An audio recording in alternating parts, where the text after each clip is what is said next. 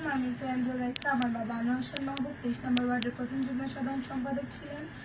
আমি আজকে আমার বাবা আমাকে 6 বছর বয়সে রেখে মারা যায় বলতে আমার বাবাকে আমার থেকে কেড়ে নেওয়া হয় 6 বছর বয়সে। যে স্কুলে বাবা আমাকে দিয়ে গেছে ওই স্কুল থেকে বেরোইছি, কিন্তু আমি আমার বাবাকে পাই নাই। আমি বিকনেস স্কুলের স্টুডেন্ট। আজকে আমার এসএসসি পরীক্ষার ফল প্রকাশ হয়েছে। আমার ফ্রেন্ডদের সবার সাথে সবার বাবা গিয়েছে, মা গিয়েছে, আমার যাতে আমার মা ভাই ছাড়া কেউ যেতে পারে নাই।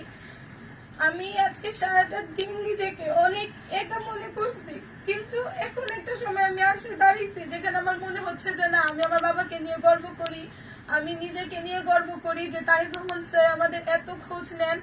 তার থেকে পাওয়া এই ফুলটা সামান্য ফুল না, সবার কাছে এটা ফুল হতে পারে, আমার কাছে এটা আমার জীবনের সবচেয়ে মূল্যবান একটা সম্পদ। হয়তো এই জিনিসটাকে কখনো আমি কোনোদিনও নষ্ট হইতে দিব। Thank you sir.